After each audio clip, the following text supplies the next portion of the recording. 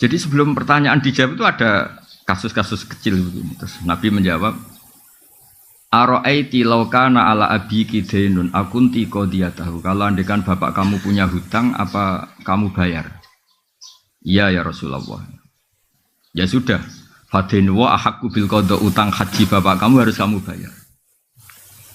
Itu Imam Bukhari itu tidak dibabkan di bab haji, dibabkan bahwa seorang mufti, seorang kiai itu boleh menfatwakan hukum di tengah jalan. Tapi saya Kiai Jawa Tengah, Anda tidak harus niru karena Anda Kiai Jawa Timur. Itu bisa masalah besar, itu dianggap tidak sopan santun. Ya. Tapi segampang itu Islam dikelola Nabi. Orang di jalan. Nabi loh, bukan sekedar rektor Nabi. Sayyidul awalin wal akhirin. Ketemu di jalan, dicegat, ditanya, nggak tersinggung. Nabi. Iya. Rektor takut ketua yayasan sekarang. Struktur zaman akhir itu repot. Rektor juga takut sama ketua yayasan. Takut betul loh, karena yang bisa tanda tangan itu ketua yayasan itu. Makanya saya di UI ikut yang yayasan aja biar keren, rektornya takut.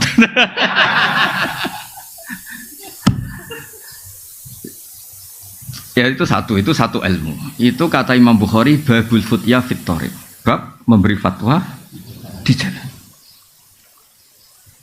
Artinya begini, andaikan semuanya sistem kampus, kemudian perempuan ini ingin belajar tentang menstruasi atau tentang apa saja.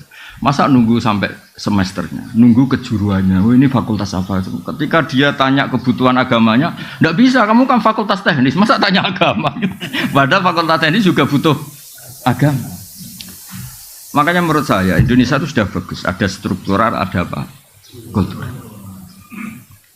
Saya ini termasuk yang kultural, tapi kebetulan keramat jadi dipakai yang struktural seperti ini. Tapi saya tuh kalau dapat SK entah jadi apa, biasanya tak saya abaikan. Bukan karena sombong atau menolak. Memang nggak boleh kalau dua-duanya kekuatan ini sama-sama di struktural saja atau sama-sama di kultural. Karena kalau struktural tadi, masa orang tanya kebutuhan Islamnya harus nunggu sekolah di situ, nunggu semesternya berapa baru bisa diskusi sama dosennya. Itu pun kalau fakultasnya agama, kalau enggak. Makanya saya mohon kiai-kiai kultural itu ya harus alim betul, terus rileks. Saya itu memang enggak nerima tamu, tapi saya punya ngaji rebunan yang kayak begini, orang bisa ngomong apa saja. Tapi biasanya laporannya sama, dimarahin istrinya. Laporannya sama. Jadi sahabat tuh gak berani tanya Nabi. Perempuan enggak saja, dipegang ke dalam Nabi. Ya Rasulullah saya mau tanya, Nabi berhenti. Nah kemudian di bab haji, ini dengerin, di bab haji dibabkan lagi.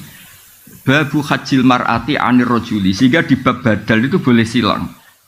Normalnya kan lelaki diganti lelaki, perempuan diganti perempuan. Tapi di bab ini, di bab kaji apa? Badal. Itu lelaki boleh diganti perempuan, karena kasusnya tadi adalah perempuan mengganti haji bapaknya. Terus nanti suatu saat dibabkan lagi oleh Imam Bukhari. Babu niyabati hajil ma'dub. Jadi tidak harus mati. Jadi dulu orang Indonesia itu kadang benar-benar agak kacau. Bahasa kasarnya itu agak kurang ajar. Kacau sama kurang ajar ya beda tipis. Ada orang sudah sepuh, kaya. Dia sudah agak setruk. Kalau haji langsung, apalagi pakai kuota apa plus, itu kan sampai berapa? Sekarang kalau langsung berapa? Berapa? 400. 500-an. Itu tahu tok apa melakukan ikut haji? Oh, nggak berani kan? Sekitar berapa? 500-an. Kalau kaji amanat, kaji badal berapa? Kalau 15. Lu itu kiainya itu saking kacaunya tadi. Udah biar mati aja nanti lebih murah. Itu kan ngawur betul, makanya saya bilang itu ngawur betul itu. Udah ini cerita nyata. Kebetulan terus kiai ini itu nyuwun sewu ya, ngajinya itu kayaknya detail saya. Jadi saya dengar keluarganya bilang itu, panggil kiainya suruh menghadap saya, biar mutola'ah lagi, biar belajar lagi. Belajar sama saya ada di Junisma, kan ini hukum sudah jelimet itu. Panggil terus. Jangan nunggu mati. Kalau mau kaji amanat sekarang saja, mumpung masih hidup. Jadi beliau ikut niat, ikut mengalokasikan hartanya untuk haji. Kalau sudah mati itu hanya prosedur, harta warisannya nggak bisa diwaris sebelum menghajikan yang sempat berstatus apa mampu. Terus tak tunjukkan. Jadi sebenarnya kaji amanat itu dua, menghajikan yang sudah meninggal atau masih hidup tapi tidak mampu. Ya. Tapi di Indonesia yang terkenal tuh yang sudah meninggal, yang 15 juta tadi.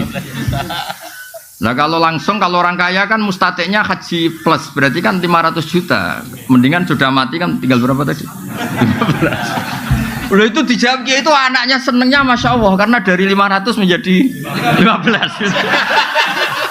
Oh, ngawur betul itu. Efisiensi 400. Ya efisiensi itu, efisiensi. Terus tak marahin sama dia. Enggak, jadi sebetulnya kaji amanat itu dua.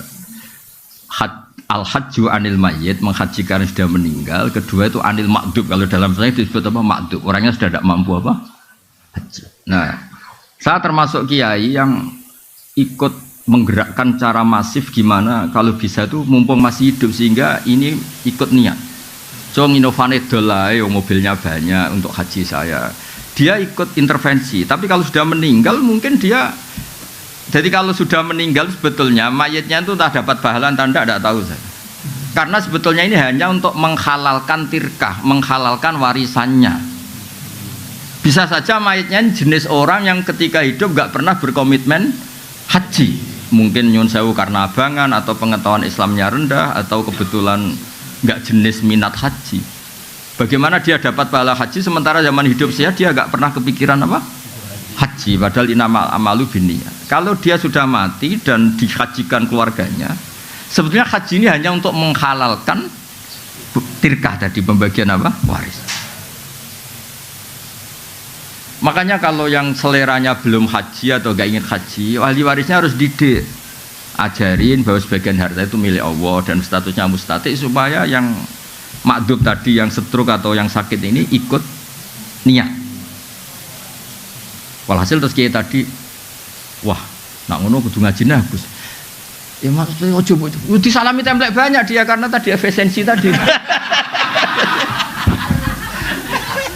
Oh itu dari berapa? 500 menjadi berapa? 15 juta berarti 485 ya. Itu kalau 5 jutanya jadi salamkan template itu sebagai upah fatwa gitu kan.